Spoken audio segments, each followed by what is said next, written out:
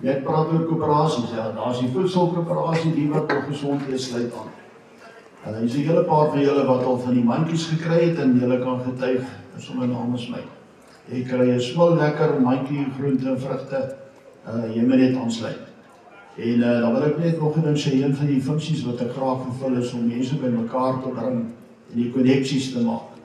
Want hierdie hele ou wêreld van ons lei aan 'n gebrek aan goeie koneksies. Nou, ek sien sommer 'n hele paar koneksies wat hier vandag kom. Ons het hier so 'n human resources, wat is in Afrikaans? Menslike hulpbronne. En tegenweer daar is 'n ding soos 'n werkerskoöperasie. As jy meer wil weet en wil deel word van werkerskoöperasies, kom myself met my. En tegenweer daar is 'n ding soos 'n familiekoöperasie. Van goud en familiekoöperasies loop hand in hand. Ons moet gesels.